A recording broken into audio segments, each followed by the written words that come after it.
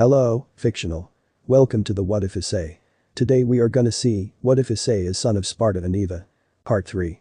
If you end up liking this video, please consider subscribe, so without further ado, let's get into the video. Riaz was stalking towards Issei's hiding spot as she pointed the guns at him. She knew Issei was cornered before out of the spot Issei jumped out and began firing at Riaz. Riaz allowed her new instincts to guide her as Riaz utilized all 4 of her guns, knowing if a combo of heaven and hell took down the Nephilim, before then she would need it to make it out of this in one piece. Issei backflipped away before he arrived at his jukebox and turned to it with a smirk on his face. "This party just got crazy, let's rock," Issei said as he pointed his finger to the sky.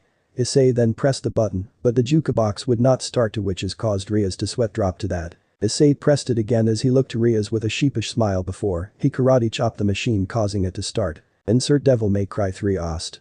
7 Hell's Office Battle. As the music started, Issei tapped his foot on the ground as this was his jam. Issei then turned around with ebony and ivory drawn as he began firing at Riaz. Riaz of course dodged the bullets and returned fire regardless of her lack of gun skills. Issei spun around and shot at Riaz, but Riaz jumped away while shooting the bullets from her 4 guns, using her magic to pull the trigger on the ones on her feet. Issei then charged at Riaz, spinning on his feet, avoiding any gunfire as Riaz charged as well before the two began a fist fight mixed with a sword fight, trying to shoot each other in the face. It was a miracle that neither of them had run out of ammo, yet no doubt their guns being enchanted with infinite bullets. Riaz and Issei then pointed one of their guns at the other's face before shooting. Riaz was knocked back as she reached for her forehead, and to her amazement the bullet didn't pierce her skull. She looked to Issei and to her shock, he had caught the bullet with his teeth before spitting put said bullet as Issei smirked. "Come on babe, is that the best you got?" Issei taunted as Riaz glared at him, not allowing his taunts to get to her. She knew his battle style from reports, taunt his opponent to anger them into making a stupid and rash decision, one of the most basic but well-known and effective tactics. Riaz then grabbed her sword before taking a battle stance as she quickly charged her devil magic of destruction into it, taking notice that her movement was slower a bit before slashing upward at Issei, sending him skyward and through the roof and into the sky. Riaz chased after him as she kicked him skyward through the final roof, as now they were both in the sky where her peerage and Issei's brood were watching. On the ground, but you Riaz, came Riaz's peerage as they saw Riaz fighting Issei after they heard sounds of a struggle and gunfire. They were about to try and help her before Issei's broodmate stood in their way and grounding them from flying. "Sorry, you can't interfere," Murayama said as she shouldered Alistair. Naughty little Riaz, that's no way to treat your new master as his dark slayer after he went through the trouble of reviving you," Kata said as she looked to the battle.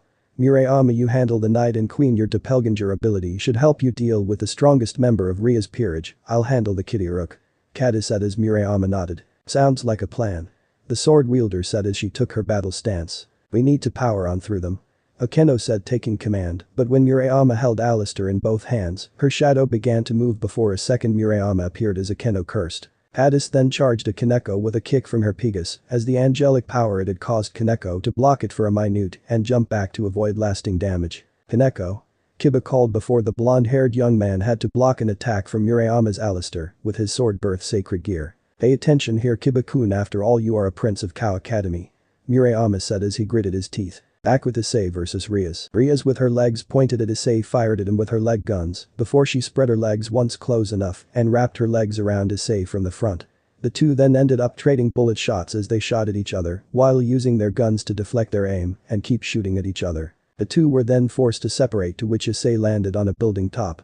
Riaz then switched back to Elven Knight before she began firing at Issei while charging her power of destruction into her guns and fired at Issei. Issei fired back while also avoiding Riaz's bullet as he could clearly see Riaz was following her new base instincts as a Nephilim for using her pre-existing abilities from before her reincarnation. Issei dodged the attack as when the bullets hit, they exploded as Issei fired at her, but then Issei switched to rebellion before slashing away the bullets to deflect them, knowing if he cut through them they will explode. Issei then switched to the Ophian demon pull and latched onto Riaz before pulling and slamming her down on the ground. Issei then pulled Riaz towards him before using Eric's to punch her away, causing her harm as she rolled on the ground. Riaz got back on her feet as she was feeling something different. Her heart was pumping, her blood flowing, and even her mind was racing as this was beyond the instinct she had been using since the fight started. No, this was entirely different, something almost euphoric at the moment. She actually feels alive. Riaz then charged at Issei, who had rebellion back out, as the two then began trading sword strikes. Riaz wasn't a master sword wielder. Hell, she relied more on her magic than physical combat, but the way she was moving, letting these new combat instincts guide her, she could almost say she was enjoying herself. Rhea saw her peerage was fighting Issei's brood, as Rhea saw that Murayama seemed to have a doppelganger ability. Though Rhea's couldn't focus on the fighter peerage was in his right now she had to focus on taking down Issei. The two then clashed blades as it became a struggle for power as Issei smirked at Rhea's, like he was already going to win before he pushed Rhea's away. Issei then held his sword back before charging forward as Rhea's blocked the attack, but just barely, but Issei wasn't done as he began stabbing continuously at Rhea's doing damage to her while he was at it. Rhea's cursed herself as luckily with her new healing factor, the injuries healed like nothing, but her clothing wasn't as lucky as they now had holes in them once more. Come on babe, channel those new angelic powers of yours after what happened with the cross, Bible, and holy water today. Don't tell me you're still afraid to use it. Issei said with a smirk as he shouldered rebellion. Unless you're afraid of how it would affect you being as you were a devil until last night. Issei taunted as he looked to Rhea's. Shut up. Rhea's roared as she would use the advantages her new powers granted her to defeat Issei, and if not at least tire him out so she and her peerage has a chance to escape. Maybe you don't realize what angels derive their powers from. See if devils derive their power from human sin and desires, then by that logic for angels they would derive their power from human inner perfections and prayers. Issei said as he held rebellion on his back. Like so. Issei said just as he transformed rebellion into its angelic side mode Osiris. Issei then charged at Rhea's before jumping up into the air before extending Osiris to force Rhea's up before he began spinning the side like a buzzsaw as Rhea's tried to avoid it, but she gained a deep gash on her blouse, exposing her breasts as the side had cut the strap to her bra, leaving her in her new heels and her torn up skirt. Man, those are some killer fun bags. Issei taunted as Rhea's glared at Issei, which Issei caught the anger in them. Oh come on babe, no need to get angry, getting angry won't help you connect with your new angelic heritage. Issei said as he held Osiris in his hands. Rhea still hesitated as she glared at Issei, knowing that she had the power, but something inside was keeping her from using it. And by the looks of things Issei seemed to be holding back and fighting with just enough strength so he doesn't end up killing her or getting himself killed. I can't access it, okay? Rhea's called as this battle was starting to look more like training than anything else. Yes you can. Issei yelled as he looked to Rhea's. The minute you became a Nephilim, the strength of an angel is no longer restricted only to an angel. You know, have heaven and God's light at your side, yet you keep rejecting it out of fear from what you once were. Issei said as he looked to Rhea's. As a Nephilim you have the power to use God's light, you just have to have the prayer to summon it. Issei called as Rhea's was still unsure, which was new since she had never been unsure of anything before. If you didn't have any prayers then you wouldn't have been able to revive as a Nephilim so easily. Issei called as he pointed at Rhea's with Osiris. Thus pray and hope for the power to answer to you, and it will, since with that angel blood in you heaven's light is on your side. Issei called as he was ready for round 2. Why is he giving me the means to defeat him? Rhea asked as she looked to Issei. He's planning something. That cocky attitude of his is just a means for him to keep me on my toes, since his skills allows him to properly boast. Rhea thought as she also took notice to his strategy. Alright Issei Hyoudou, then I will see what you are planning. I suppose I will be the first Gremmery to request the use of angelic powers from God.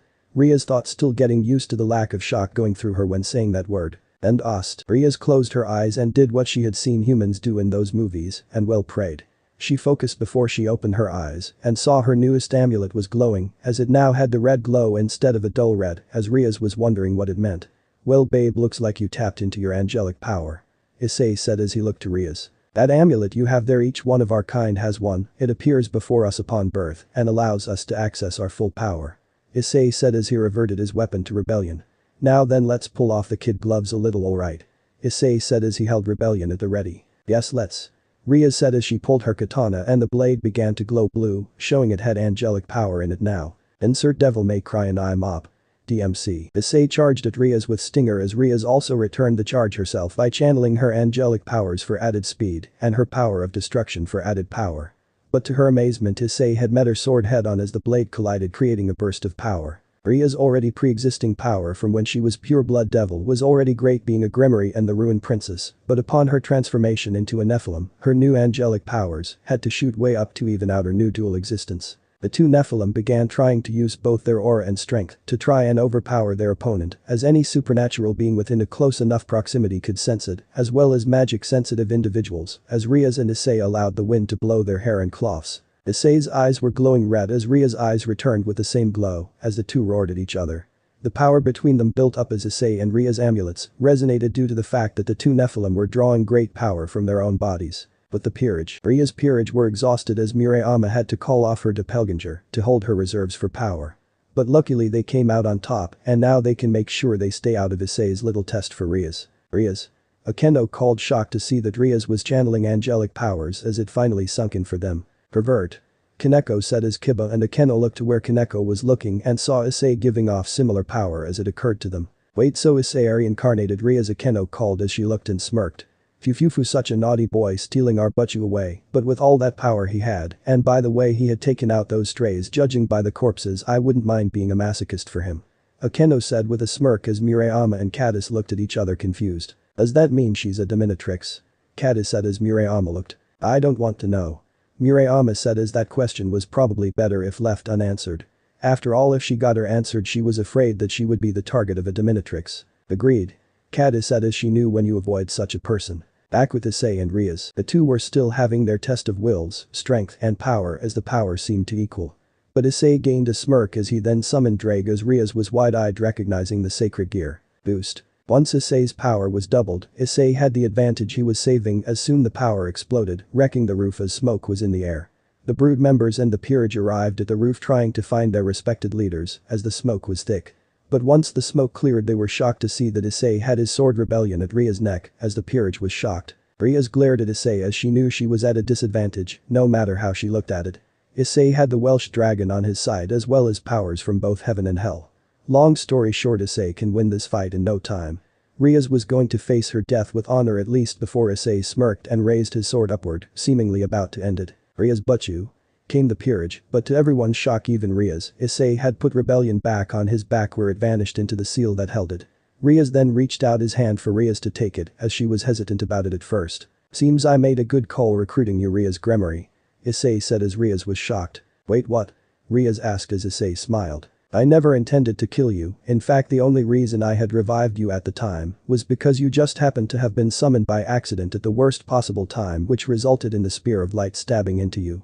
Issei said as Rias was shocked as was her peerage. I'll be blunt, Rias, my name to the human world is Issei Dante Hyoudou, even though a lot of people seem to call me Dante, but my real name in the underworld is Issei Dante Sparda, and in Paradiso I'm Issei Dante Eva. Basically I'm the son of two legendary beings from the Great War, and most of all I am your master.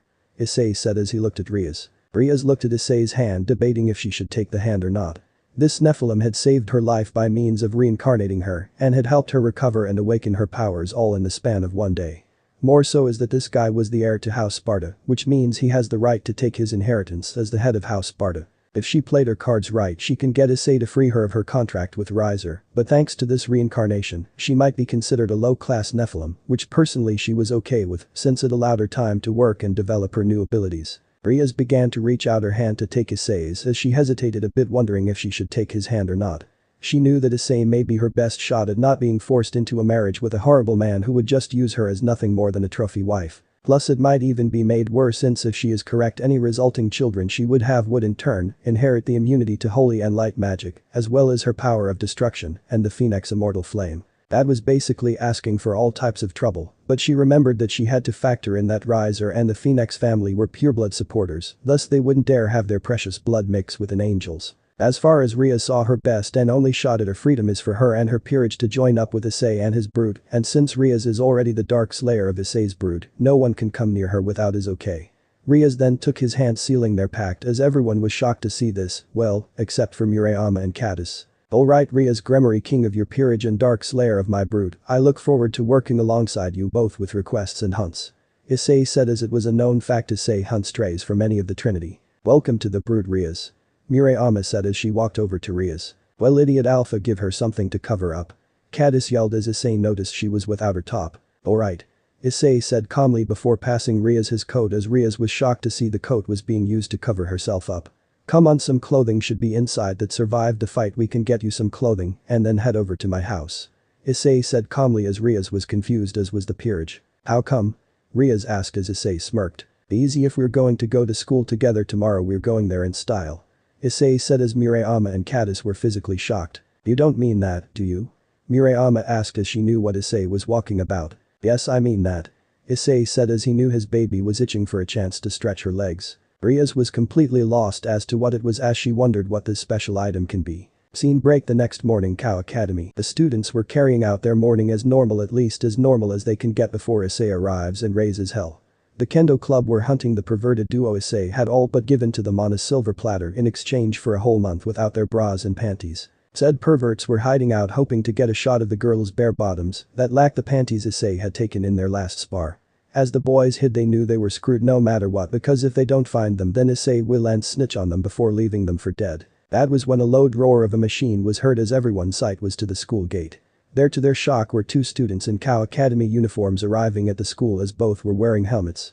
One male who was the driver and one female who was riding behind the driver holding on to his waist. People caught the sight of her red locks coming out of the helmet, as everyone knew in an instant that was Ria's.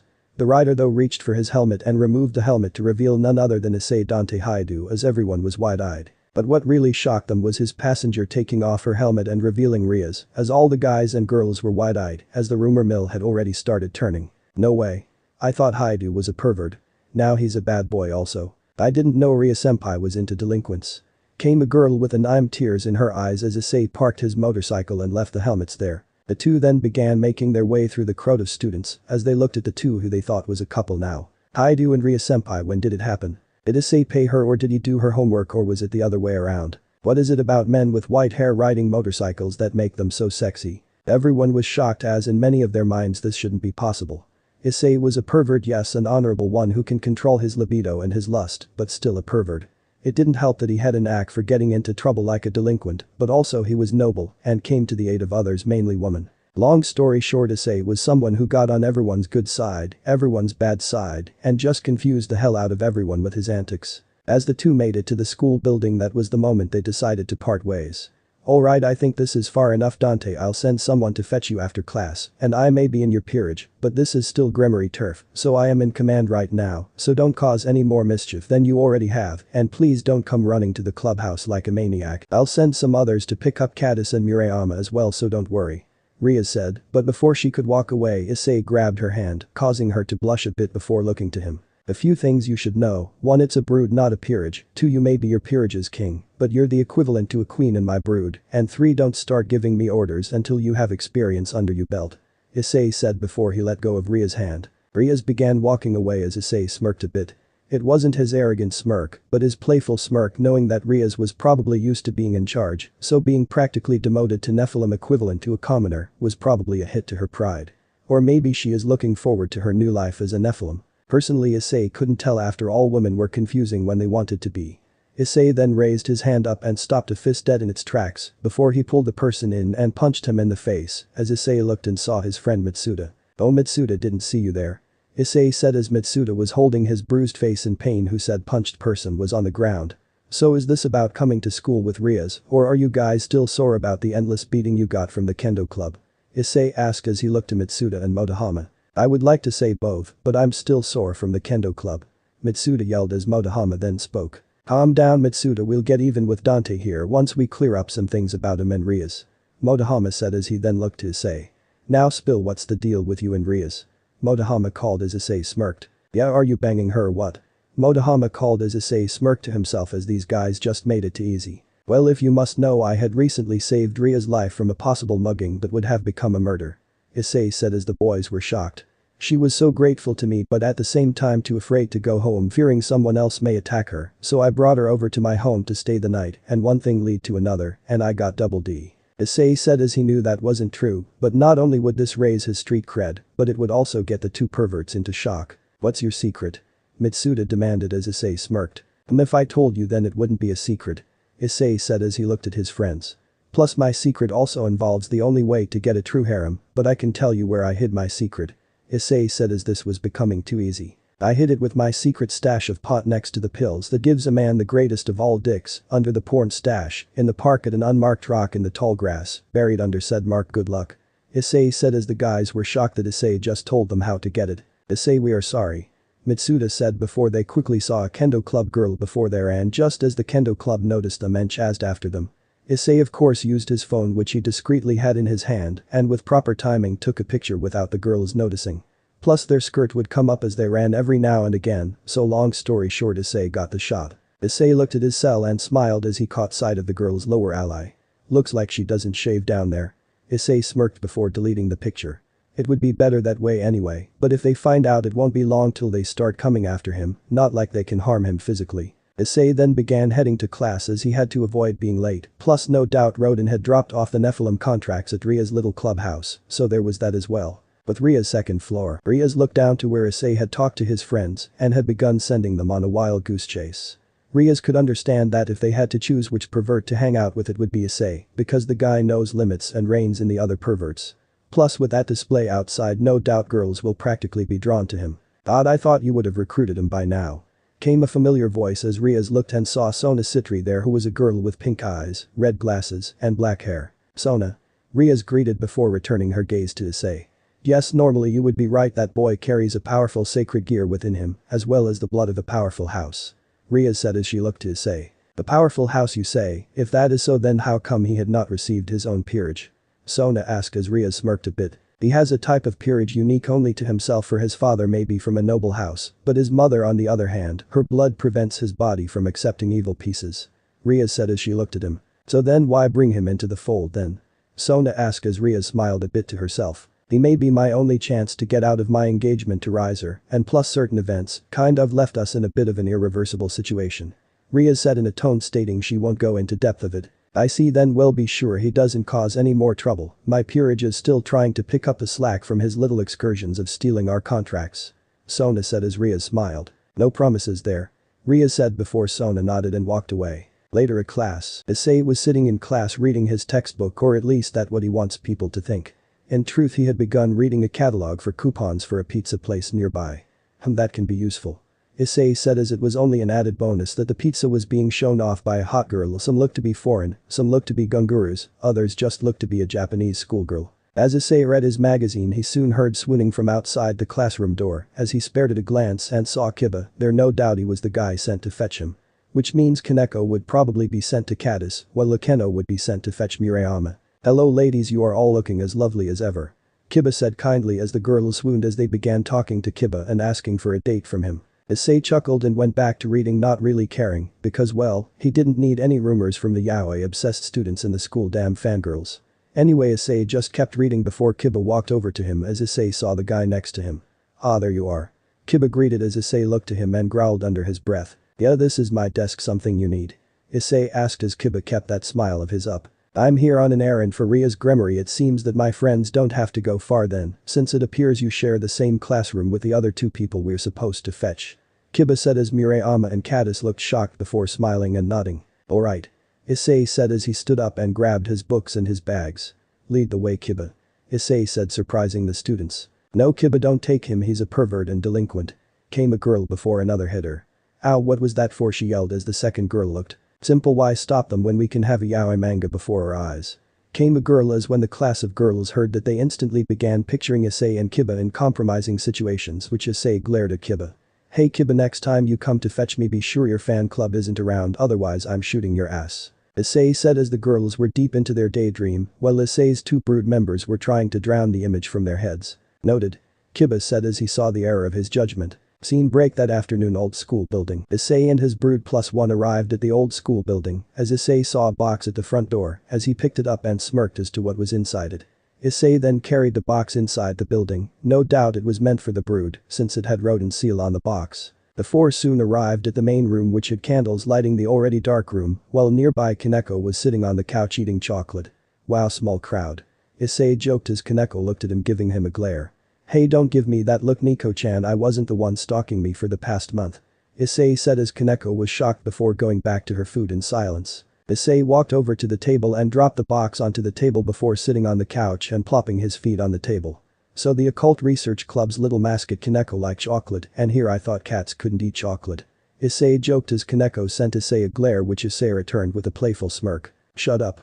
Kaneko said as being as she is a ruck and Issei is a Nephilim equivalent to a king, she wasn't going to let him talk down on her. Anyway, joking aside, any strawberry sundaes here? If not, we should order a pizza, I'm starving.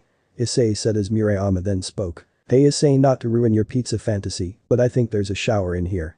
Murayama said as Issei followed where his swordmaster was pointing, and to Issei's delight, he saw a shower curtain. Wait, shower curtain, plus sound of running water, plus missing two female members, oh sweet zombie Jesus, jackpot. Issei called out as he stood up to cheer. Pervert. The girls thought as the brood members wondered how they got roped in with Issei. In the shower, Riaz was enjoying her shower since she didn't get to take one before leaving Issei's home this morning, since he wanted to make an entrance. That and both Nevan and Maria were still there, so she wanted to get away from them, since if her information was accurate then those two were members of Sparda's peerage and Eva's brave saints respectively. Riaz, your cloths are all set out for you. Came the voice of Akeno as Riaz smiled. Oh, thank you, Akeno. Riaz said as she began to finish up her shower. Back outside the shower, as everyone finished up their shower, Issei quickly saw Akeno come out as he gave her a look. Issei saw she was hiding something, and most of all she was like a combo of him and the girls of his brood, which was weird. Something didn't add up with Akeno, and Issei had to find out, especially since it might involve the Nephilim as a whole. Issei decided to return to it later though, since the box on the table is among the current priorities at the moment. But of course Akeno saw Issei as she smiled at him and the two girls with him. Oh, hello there, I didn't realize we had company. Akeno said as Issei looked at her and could tell that with the look she was giving him, Akeno wasn't too happy about what he did to Riaz both before and during the confrontation yesterday. Don't worry Akeno-senpai, we just got here not too long ago. Murayama said as she looked to one of the great ladies of Kao. Yeah, plus Kiba here had started a yaoi rumor, so you can expect me to shoot his ass if he ends up making a false confirmation of it. Issei said as he didn't need crazy fangirls in his business. That was when the shower curtain opened as Riaz looked inside. Oh, it seems everyone is here now.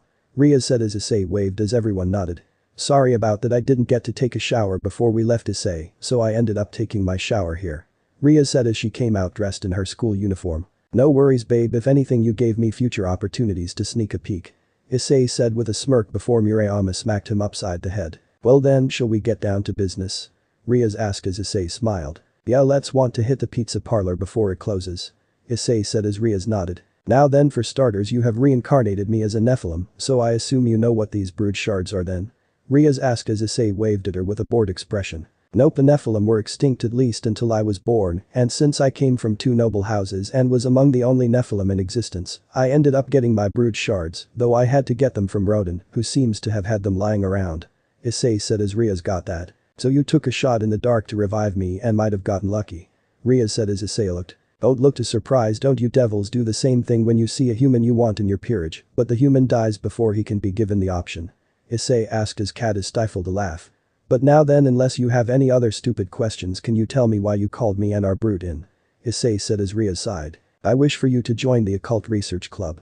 Riaz said as Issei smirked before he got up for a bit and walked to the end of the table. So you want me in, huh? Well, I would normally do that for a price range, but I already know how I can profit off of this. Issei said as Riaz looked. Oh, and how so? Akeno asked before Issei pulled out ebony and fired at the box, opening it without destroying its contents, which were the Nephilim contracts Rodan had shown Issei the other day. But those, see, you probably already know we had been stealing your contracts. Well, we also pocketed a few, so we can make those bad boys did the same with the local angels, so long story short those contracts were born. Issei said as Akeno picked one up and felt a slight burn from it, not a painful one, just the kind when someone takes a shower and the water is too hot but still manageable. Oh, so you want to try and promote your brood then? Akeno asked as Issei looked at her and smirked. Nice try, little Miss Akeno, you may be a bit of a dominatrix and sadist, but I've had to deal with two members of my father's peerage and their fetishes, and trust me when I say you got nothing on them. Issei said with a smirk as Riaz looked. And who might these two girls be that can give me a run for my money? Akeno asked as Riaz was wide-eyed. Oh, just one of my father's bishops, Nevan, and his queen Madama Butterfly. Issei said as Akeno knew she had heard those names somewhere before, but the question is where. Anyway, why did you bring these here anyway? Riaz asked as Issei walked over to the sofa before sitting down and plopping his feet onto it. Simple, like your queen said, I want to promote my brood into high-ranking Nephilim, and to do that they need to increase their power through prayer and desires or battles. That is why Rodan had made these for me. Issei said as he relaxed. And you just give them high ranks now? Riaz asked as Issei sighed. It's not that simple. Yes, I reincarnated them, but the problem is that if any Nephilim haters comes hunting them down, and I give them high ranks and their own brood shards, then they wouldn't have a chance to make a brood, or if they do make a brood, the brood members might see they are stronger and try and usurp them, creating a stray Nephilim, which no one in the entire world wants to deal with. Issei said as Riaz saw the logic there. Not wrong. Kaneko said as she saw the problem herself. Exactly, until I'm sure they are strong enough to handle it, I can't just give them the brood shards on a silver platter. Issei said as Riaz looked. Alright then, well, since our explanations are out of the way, I would like to welcome you three to the Occult Research Club. Riaz said as Murayama and Cadis nodded. Thank you, Ria-senpai. They said as Issei waved his hand in a bored sort of way. Well then, Ria's Gremory, servant of House Sparda and House Eva, I would like to welcome you to my brood then. Issei said before his wings showed, as one was an angel wings and the other was a demon wing, as the same appeared on his brood members' backs, as well as Ria surprising her. Nice wings but you. Akeno said as she admired Ria's new wings. If a halo appears I'm going to be pissed. Ria said as she didn't need the halo added. Don't worry, probably won't show up anytime soon. Issei said calmly as he sat relaxed. Once the wings were retracted, everyone. Okay, then your first jobs is to pass out these devil summoning contracts. Ria said before Issei spoke. Sorry, you may be in charge of your peerage, but you're still going to have to give in your fair share for the brood. So while Murayama and Cadis here are helping with the devil contracts, you will accompany them to help them pass out the Nephilim contracts. Issei said as Ria's glared at him giving out orders. And who gave you the rank to give orders? Ria said as Issei shrugged. Don't worry, you'll be in charge most of the time, just do the small things I ask, answer contracts and pass out the contract simple, and when you build up enough strength you can help me with hunting strays. Issei said as Ria sighed, seeing Issei wasn't asking for much. Will you do it but you? Kiba asked as Murayama then spoke. Issei has never been one for the leadership role, so he usually let us do whatever we wanted, as long as it doesn't cause too much damage. Murayama said as Cadis looked. Yeah, we kind of lack the leadership dynamic, which was probably one of the reasons Issei had recruited you. Cadis said as Ria sighed in defeat. Very well, no doubt my power has probably been weakened, so I have to help them to get it back up. Ria said as Issei nodded. Alright then, have fun then. Issei said, not even bothering to move from his spot. Wait, aren't you going to help?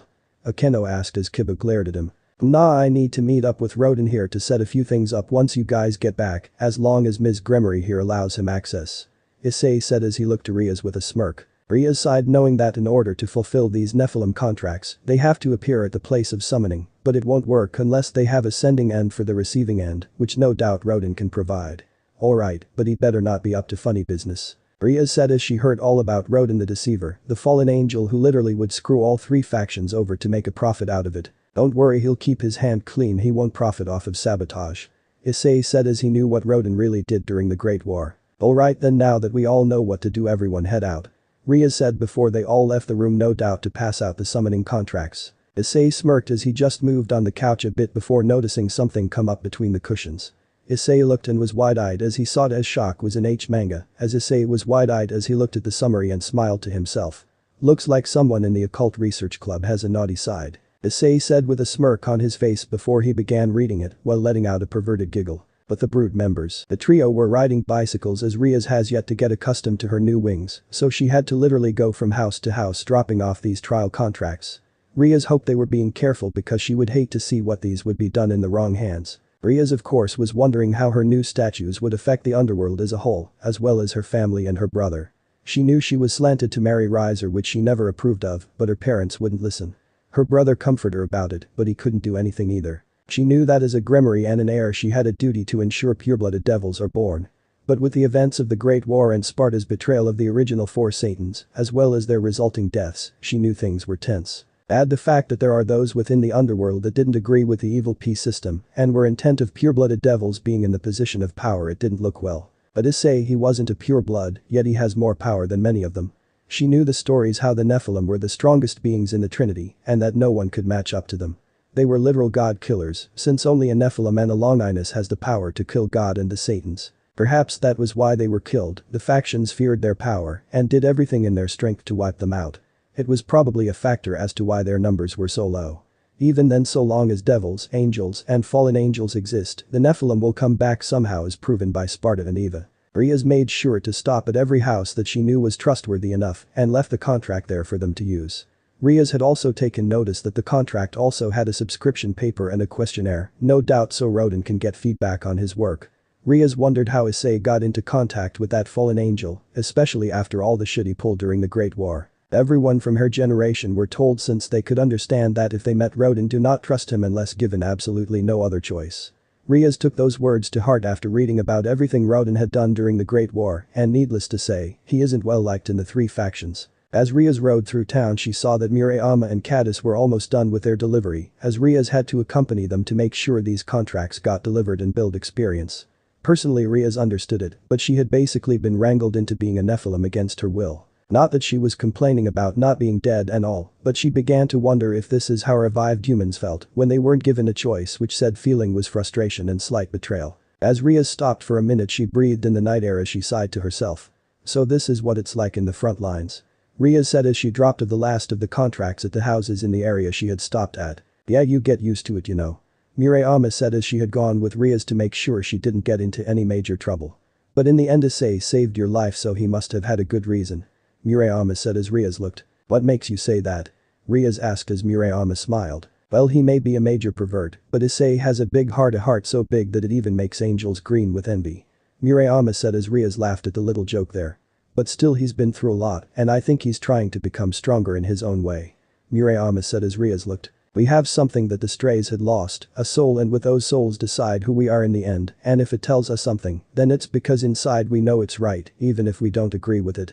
Murayama said as she knew the times Issei had told them that when they first became a brood. You must be very loyal to him. Riaz said as Murayama said. I wouldn't say loyal, more like respect him, since when we first met I thought he was just some perverted boy who only enrolled to get a harem. Murayama said as Riaz could understand that. Well, we should head back, we finished the deliveries, so we might as well wait for any bites. Murayama said as Riaz nodded. Okay. Riaz said with a nod before the two girls began heading back to clubhouse. Scene break that night, the clubhouse. Issei was watching Hyoudou as he finished the last touches on the summoning circle, as the other members of Riaz's peerage kept a close eye on him. Alright, it's done. Hyoudou said as he finished the circle. Okay, it looks kind of like a normal summoning circle. Akeno said as Riaz saw something different. No, it's a circle that utilizes both angel and devil magic to be able to connect with the Nephilim contracts. Such a thing is hard to perform by a fallen angel, but if a Nephilim were to use such an ability, it would be simple for him or her. Riaz said as Hyoudou nodded. Got it in one little Miss Gremory, this circle utilizes the powers of both heaven and hell to create a link from here to its target. But word to the wise, you reserve the rights to reject or accept a contract. If the price is worthy it, then carry it out, but if you feel the price is not worth the effort, then I suggest you should send someone else there. Hyoudou said as he took out a cigar and lit it with a purple flame from his thumb. Be sure to think carefully with that noggin, or else you might end up doing something you will regret. Hyoudou said as he let out a puff of smoke from his mouth. Okay, I'll be sure to remember that. Riaz said as Kaneko then appeared as she held two possible contracts before them. Looks like Akeno got swamped with two contracts, we're going to need someone to fill in for her. Riaz said as she looked around for some volunteers. Issei sighed as he got up and stretched a bit. I'll go need an excuse to stretch. Issei said as Hyoudou nodded. Alright, then take this with you. Hyoudou said as he passed a contract to Issei, which he saw it was the Nephilim summoning contract. When you get there and fulfill the contract, be sure to give that to him in case he or she wants to try something different. Hyoudou said as Issei nodded. Got it. Issei said as he looked to Riaz. Let's go, Riaz. Issei said as Riaz was surprised at this. Wait me, Riaz asked, shocked to hear this. Of course, this will give me an image on how devils fulfill their contracts and might help me apply it to the Nephilim contracts, plus you need to get some field experience since you seem to take only big contracts which are far in between. Issei said as Akeno tried to silence a chuckle as she knew that Issei wasn't going to give anyone an excuse to be lazy unless there was literally nothing to do. Alright, then once you two get back I'll be teaching little Ms. Gremory here how to use the Nephilim contract, but fist Issei, I think you should add the symbol to her. Hyoudou said as Issei nodded. Okay, Riaz, where do you want the mark? Just tell me and I'll make sure it gets there. Issei said as magic may not be his strong point, but magic like that is kind of a must for him. Plus when it comes to supernatural, one has to know a little magic to be able to hunt the supernatural. Riaz was shocked. Issei was more open to where people want the mark, as she knew it was the mark that would mark her as a servant to House Sparda. As Issei looked to Riaz waiting for an answer, she decided where she wanted the mark before looking at Issei. I want the mark on the back of my left hand. Riaz said as that was where her family mark was, but at the palm. Alright. Issei said before grabbing his stone, and Riaz saw the mark etched onto her skin. She looked and saw it was a combo of House Spardas, and another as on either side was the mark of Sparda and the mark of some house in heaven. With that you are now identified as a servant to House Sparda, as well as a servant to House Eva, and most of all a servant to the last Nephilim in the world. Issei said as Riaz got that much. She looked at her palm and saw the Gremory symbol before turning to the other side and saw the large mark that glowed before vanishing. Alright, then Akeno opened the portal. Riaz ordered as Akeno nodded and got the portal ready. But before she could do so, Issei stopped her as he looked to her, no doubt wanting to do things differently. No, we're walking. Issei said as Riaz was shocked to hear this. We still don't know how your new angel half will affect the gateway, so it's better safe than sorry, you know. Issei said as Riaz saw the logic there. Don't worry, once I finish checking a few things out and fixing the problems that need fixing, you'll be able to use this portal no problem again. Hyoudou said as Riaz sighed in defeat. Alright, so will it be the motorcycle or actual walking? Riaz asked as Issei looked at her and then spoke. We'll be walking road and had already taken it back to the den, and plus we don't exactly want to attract attention in the middle of the night. Issei said as Riaz knew this was just becoming completely wonderful. Alright, let's just go, we're already running late as it is. Riaz said as she really hoped this would be worth it in the end to basically tell the Phoenix family and Riser Phoenix to suck it. Scene break at the streets. This is just great, Nephilim answering a man summoning a devil, and we have to walk there. Riaz complained as surprisingly they were making great time since Issei knew many shortcuts in Cow City. It's not like she was angry that she had to walk now, she was angry because they can't use the portal until Rodin is able to test if it's safe on her and the brood. Don't worry too much about it until you can learn to use your new angelic side better, you would have had to walk with Nephilim contracts anyway. Issei said as they walked. Wait, how can you tell? Riaz asked as Issei smirked. The guy knows sometimes. Issei said as they walked through the neighborhood. Hey Issei, if you don't mind me asking, what were your birth parents like? Riaz asked as Issei looked to her before looking ahead. You won't stop till I answer, will you? Issei asked as Riaz nodded, which Issei caught.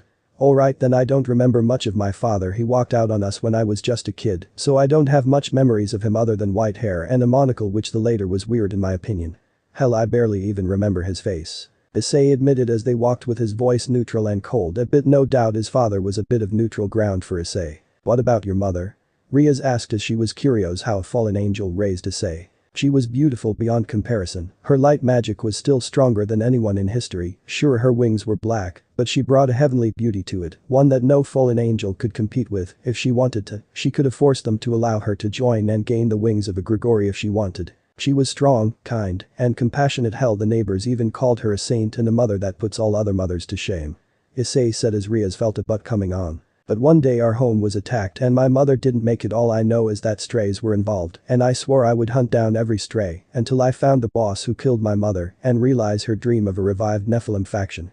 Issei said as Riaz now understood why Murayama and Caddis follow him so willingly. He wasn't trying to save his race because he wanted to, no, he was trying to save his race because he wanted to carry out his mother's dream.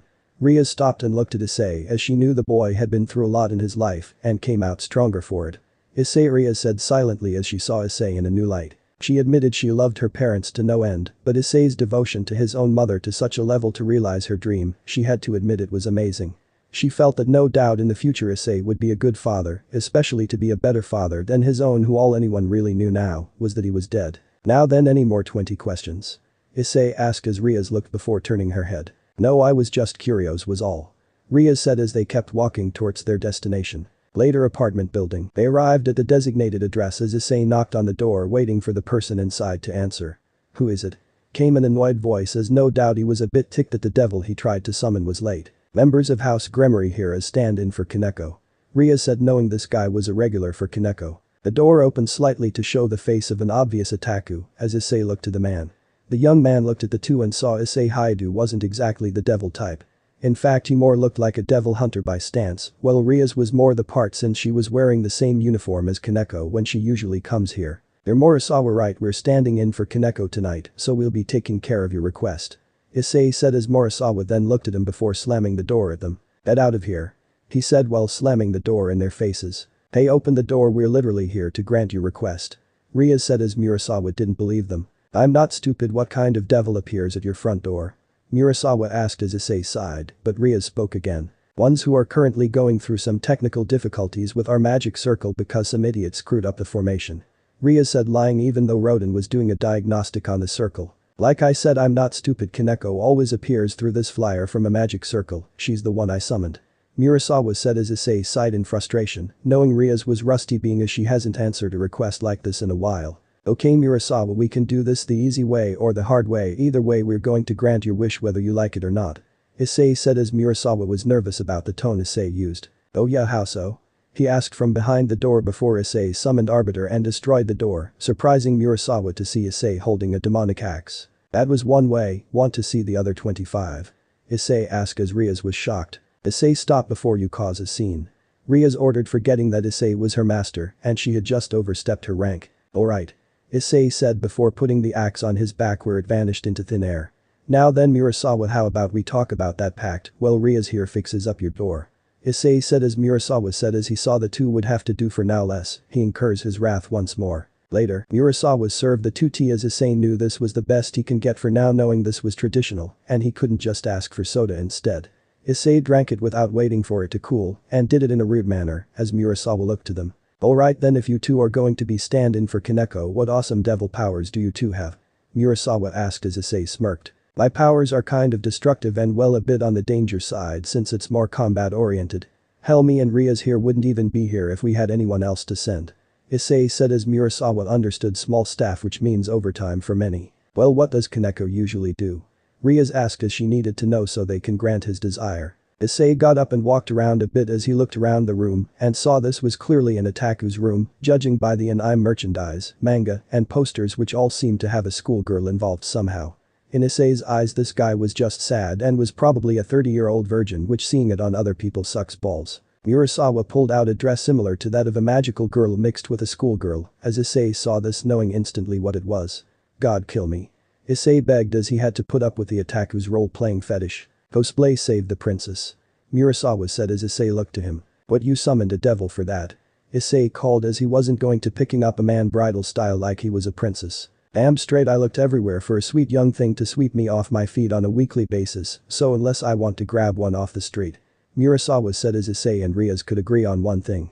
This was going to be a long night in the end, and honestly Issei wasn't looking forward to it one bit. Later that night, the duo were on their way back to the Orc building, as luckily Roden should be finished with his analysis of the portal to see if it was Nephilim friendly. As they walked, they thought back to the pack they gained as it ended with Issei giving the guy dating advice to find his Mrs. Right, while they also debated over Dragon Ball Z, which Issei found it was kind of stale since his childhood. No offense, but it's kind of running on a now cliché formula which has made the series go stale. Back to subject, Issei walked as Rias wondered what Issei had thought of when he decided to fill in for Kaneko.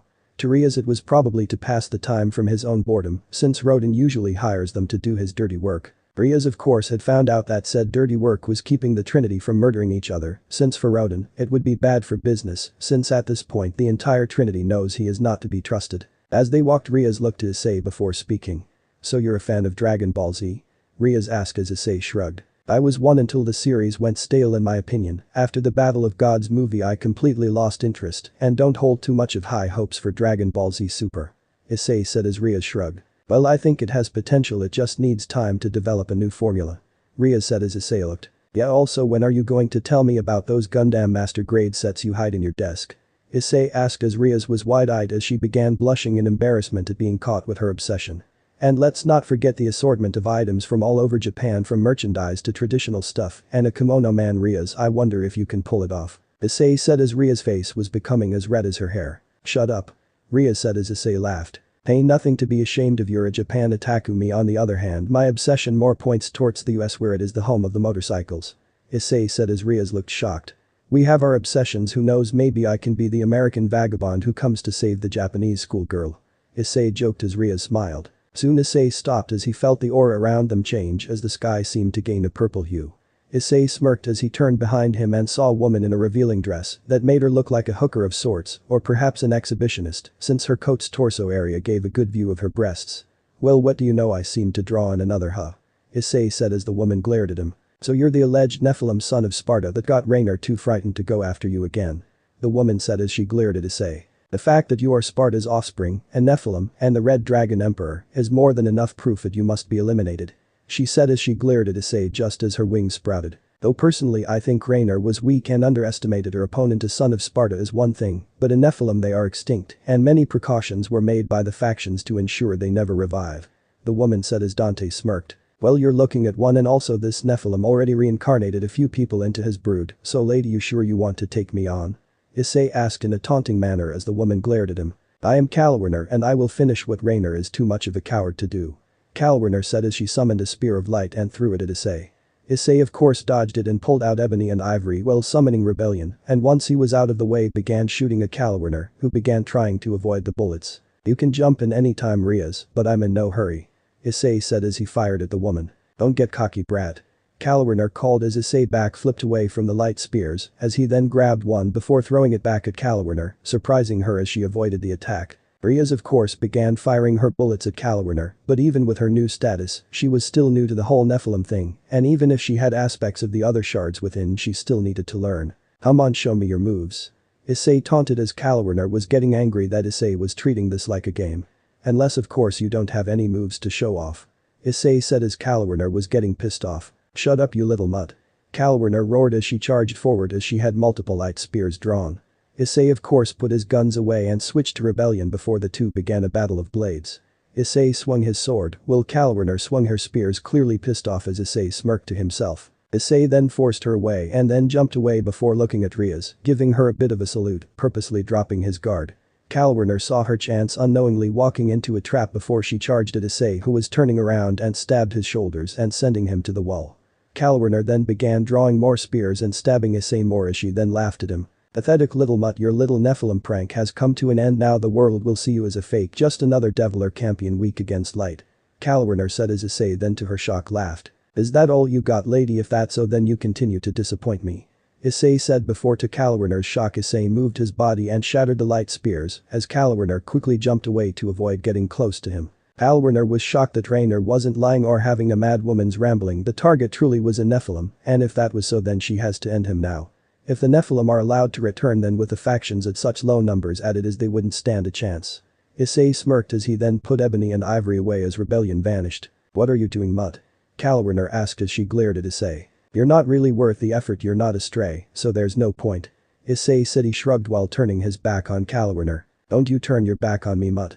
Kalwerner called as Riaz quickly acted and pulled out her own guns, the Elven Knight, and shot at Kalwerner, surprising her. "I just did, bitch, but I think I have some friends here who would very much like to meet you, isn't that right? Former audito of my mother's brave saints Maria and dad's former bishop Nevan." Issei said as Kalwerner was shocked as she looked and saw a gold circle appear, and from it Maria appeared in her true form. Though her wings were black, she still wears clothing befitting of an audito. Next to her a crimson portal appeared as bats and thunder came out before Nevan appeared in her true form, which showed she had no cloths other than the towel of shadows around her waist as she looked to Kalwerner. "Oh Issei-kun, I knew tailing you was a good idea, and it seems we have to deal with a naughty little fallen angel who would dare harm my master's son," Nevan said as Kalwerner stepped back in fear. "Kalwerner, I shall deliver upon you punishment for the crime of attempt harm of my lady Eva's son and his dark slayer," Maria said as she drew forth her sacred sword. "That punishment shall be given to you by me and my romantic partner Nevan," Maria said as Nevan smiled at her lover. "Oh, it seems you're not shy about it anymore," Nevan teased as Maria glared. "Shut up," Maria said as Nevan smiled. "Forget this, I'm not putting up with this," Kalwerner said as she tried to escape, but Nevan then sent her bats at her, keeping her from escaping. Maria then appeared before the fallen angel and with her sword glowing blue cut through her without harming her, causing Kalwerner's light spear to vanish, shocking the fallen angel. "Oh Issei-kun, can you make it more interesting for us? We want to punish this not fallen angel and bring her home," Nevan asked as he brought down the fallen angel and held her close. "Sure," Issei said before summoning Dreg. "Dress." Issei began as the green crystal glowed.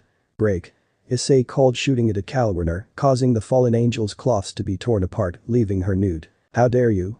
Kalwerner yelled as Nevan then grabbed the angel and used her magic to restrain her. "Don't be so rude, my little pet. We'll give you a night you'll never forget, and then you'll be begging to tell us everything you know," Nevan said as Maria looked to her charge and his dark slayer. "I suggest you leave, Lord Issei. This is something you cannot see, at least until the Omik at the end of this chapter," Maria said as Issei nodded. "Let's go, Riaz," Issei said as Riaz was confused. "Omik?" Riaz asked as she was confused at that. Later at the Orc, the duo arrived as they had explained what had happened while they were out as Akeno was angry. "So we got screwed over, didn't we?"